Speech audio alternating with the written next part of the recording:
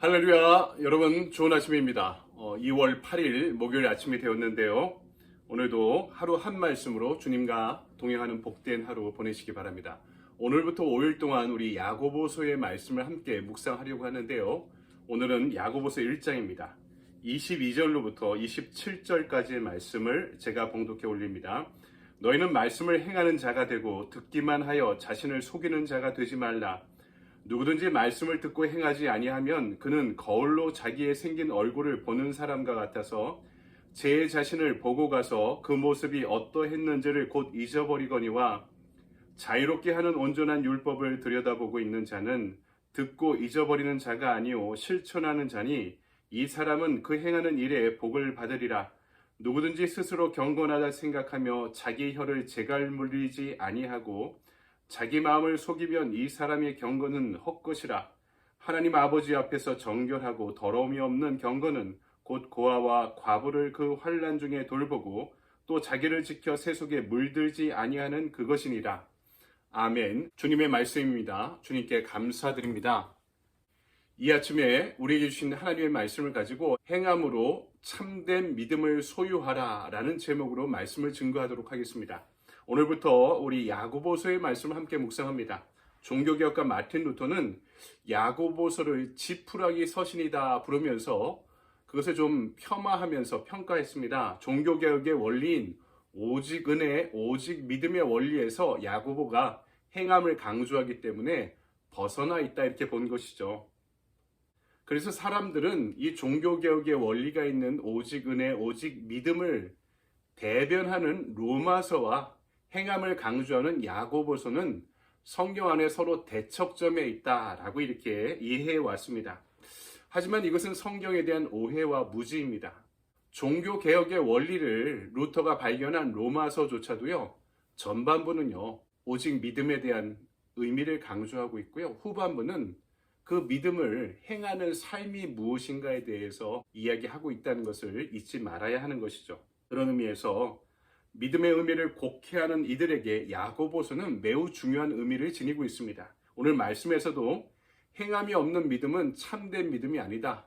그리고 자신을 속이는 것이다. 이렇게 전하고 있지 않습니까? 오늘 야고보의 말씀에 귀를 기울여 봅시다. 첫 번째로 말씀을 받아들인다는 것은 실천으로 입증됩니다. 로마서 10장 17절에 바울이 이렇게 이야기하죠. 믿음은 들음에서 나며 들음은 그리스도의 말씀으로 말미암았느니라. 복음이라는 것을 듣는 것으로부터 믿음이 생긴다 하고 강조하고 있죠. 그런데 야고보서 오늘 1장 22절을 보니까 너희는 말씀을 행하는 자가 되고 듣기만 하여 자신을 속이는 자가 되지 말라 강력하게 경고하고 있습니다. 그러니까 듣기만 하면 안 된다. 행해야 된다. 그러니까 듣는 것으로부터 복음이 시작된다라는 바울의 이야기와 행함이 없이 듣는 것은 자기를 속이는 것이다 라고 이야기하는 야고보의 이야기는 서로 다른 것일까요? 그것이 아니라 이것은 강조점의 차이입니다. 바울은요, 믿음이라는 것이 복음을 듣는 것으로부터 시작된다라는 것을 강조한 거죠. 이 당연한 것 아닙니까? 그런데 야고보는 들음으로 시작된 믿음이 열매 맺지 않으면 안 된다는 것을 강조하고 있는 것이죠. 여러분, 말씀에 대한 세 가지 차원이 있습니다. 말씀을 듣는 것과 말씀을 받아들이는 것과 말씀을 행하는 것, 실천하는 것, 순종하는 것입니다. 근데 이 세 가지는 모두 일치해야 됩니다. 특별히 말씀을 듣기만 하고 행하지 않는 사람이 왜 자신을 속이는 것인가에 대해서 야고보는 비유를 통해 이렇게 전합니다. 23절과 24절 말씀, 누구든지 말씀을 듣고 행하지 아니하면 그는 거울로 자기의 생긴 얼굴을 보는 사람과 같아서 제 자신을 보고 가서 그 모습이 어떠했는지를 곧 잊어버리거니와 이렇게 이야기하죠. 우리가 아침에 일어나면 거울을 보죠. 거울을 보면서 어디가 좀 더러우면 씻기도 하고 눈곱이 끼었으면 눈곱을 떼기도 하고 또 출근하기 전에 뭐 로션을 바르던가 여자분들 정성스럽게 화장을 하고 이렇게 출근하지 않습니까? 그런데 아침에 일어나서 거울을 보고 까마득히 잊어버린 거야. 자기가 어떤 상태인지를. 그리고 그냥 바로 출근해 버리는 겁니다. 그렇다면 거울을 보는 것이 무슨 소용이 있느냐 이렇게 비유하고 있는 거죠. 우리도 마찬가지입니다. 주일에 예배를 드리면서 말씀을 잘 듣고 자기를 돌아보지 않습니까? 아, 목사님 말씀이 맞아 하고 집으로 돌아가면 어떻게 됩니까? 언제 말씀을 들었냐는 듯이 모두 다 까마득히 깨끗이 잊어버립니다. 그리고 걱정과 불안과 근심에 휩싸여 살고 있는 나의 모습을 발견할 때가 있지 않습니까? 복음이 열매 맺지 않으면, 복음을 실천하지 않으면 복음 안에 내가 변하지 못하는 삶을 살아가는 것이기 때문에 신앙이 나를 속이는 것이다. 야고보는 그렇게 경고하고 있는 것이죠. 영성가들이 말씀에 대해 매우 깊이 있는 비유를 전합니다. 그것은 바로 거울과 창의 비유입니다. 거울도 창도 같은 물질, 유리로 이루어져 있지 않습니까? 그런데 거울은 그 유리 뒤에 이물질을 끼워 넣습니다. 보통 수은 같은 것을 막아서 빛이 반사되어 나를 바라보게 만들고요. 창은 투명한 그대로 있어서 창 밖에 있는 피사체나 풍광을 그대로 보게 만들죠.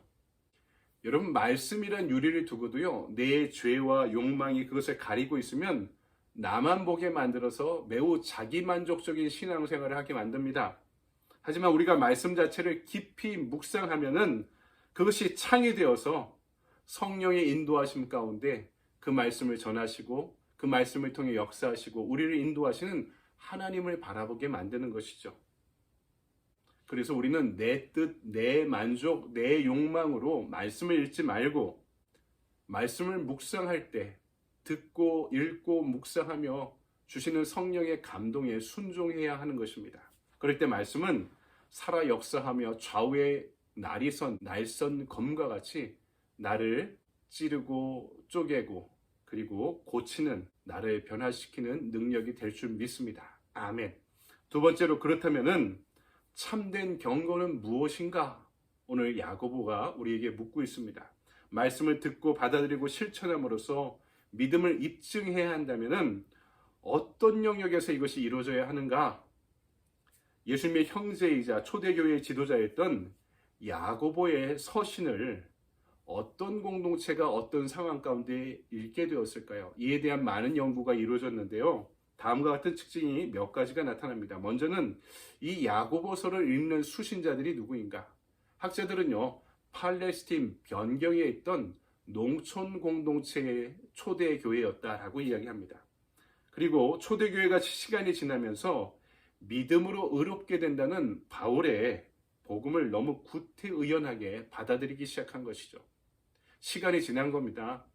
이제 믿기만 하면 구원받는다는 말을 너무 당연하게 수학 공식처럼 받아들여서 그들의 신앙이 전혀 역동성이 없고 성령의 충만함도 없이 그냥 교회 다니는 것을 내가 믿음으로 구원받은 것으로 만족하며 신앙생활하는 사람들이 많아지게 되었다는 것입니다. 그리고 교회 안에 장로, 교사 등의 직제가 이 야고보서 안에 다양하게 나타난 것을 볼 때 초대교회가 시간이 지나면서 그 제도적으로 자리가 잡고 있던 시점이었음을 알려줍니다. 그리고 이 공동체 구성원들이 가난한 사람들이 많았나 봅니다. 그래서 부자들에 대한 특혜, 차별대우, 가난한 사람들에 대한 무관심, 교만 등의 마음으로 이웃사랑을 행하지 않는 것에 대해서 야고보가 경계하는 내용이 야고보서 안에 가득하다는 것이죠. 당시 야고보서를 읽는 공동체 안에 이런 특징과 문제점이 있었다. 그래서 진짜 복음의 실천과 순종이 필요했다는 것입니다. 언제는 안 그렇겠습니까, 여러분? 특별히 주님께서 전한 이웃사랑의 복음이라는 것을 관념적으로만 받아들이지 마라. 진짜로 실천하고 순종해야 된다. 야고보가 전한 실천은 두 가지입니다. 이 두 가지 실천을 하느냐에 따라 바로 경건의 지표가 달려있다고 이야기하죠. 26절, 누구든지 스스로 경건하다 생각하며 자기 혀를 재갈 물리지 아니하고 자기 마음을 속이면 이 사람의 경건은 헛것이라. 재미있는 말이죠. 하나는 말입니다. 경건의 삶은 이 혀를 제어하는 것과 관련이 있다. 왜냐하면 초대교회 분쟁의 대부분이 이 말하는 것과 관련되어 있었다는 것입니다. 어제나 오늘이나 교회 안의 문제는 비슷한가 봅니다. 그런데 이것을 자세히 읽으면요, 단순한 말실수나 뒷담화의 문제만은 아닌 것을 알 수 있습니다. 당시 초대교회 안에 매우 치열한 교리적인 논쟁이 벌어지고 있었는데 여기에 내가 말로 열심히 참여하는 것이 자기의 신앙을 입증하는 것인 양 사람들이 여기고 있다는 것입니다.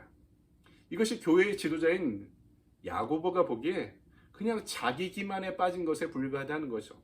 그렇다면 말로 자신을 입증하지 말고 어떻게 해야 참된 경건의 지표가 될까? 27절에 야고보는 그 정답을 제시합니다. 하나님 아버지 앞에서 정결하고 더러움이 없는 경건은 곧 고아와 과부를 그 환난 중에 돌보고 또 자기를 지켜 세속에 물들지 아니하는 그것이니라. 아멘. 결론적으로 이 말씀을 통해 야고보는 참된 경건의 의미, 행함으로 말씀을 입증하는 것, 믿음을 입증한다는 것의 의미를 전합니다.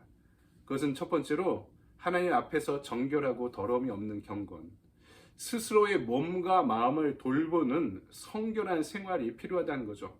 유교에서도 매우 중요한 가치가 수신제가 치국 평천하 아닙니까? 세상을 다스리기 전에 수신, 내 몸과 마음을 다스려라. 여러분, 이것이 경건 생활의 출발입니다. 어떻게 해요? 말씀을 묵상하고 기도하는 것이 나를 성결하게 만드는 출발이라는 것입니다.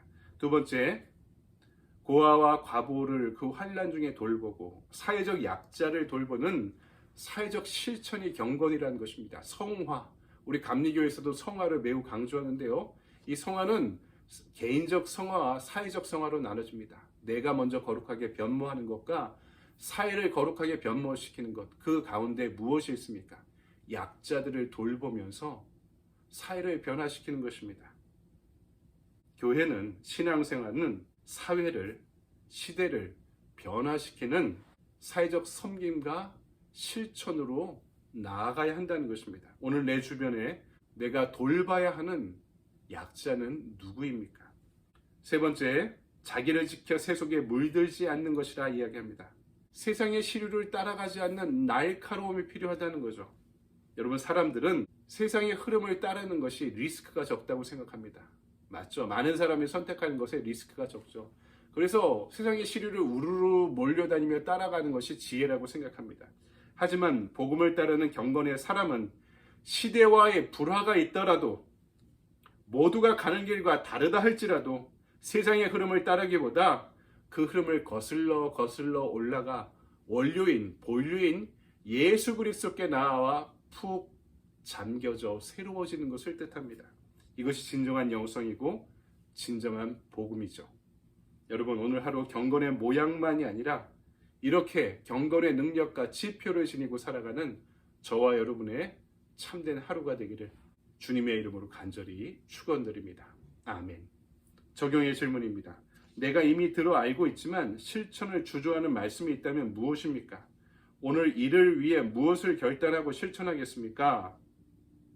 액션 플랜입니다. 내 주변의 약자를 돌보기. 오늘 27절 말씀에서도 곧 고아와 과부를 그 환난 중에 돌보고, 이것이 진정한 경건이다라고 말씀하고 있죠. 내가 돌봐야 할 약자는, 고아와 과부와 같은 약자는 누구인가를 살펴보고 그분을 만나고 연락하고 중보하고 돌볼 수 있는, 그렇게 경건의 지표를 실천할 수 있는, 행함으로 믿음을 입증할 수 있는 저와 여러분의 복된 하루 보내시기 바랍니다. 여러분, 감사합니다.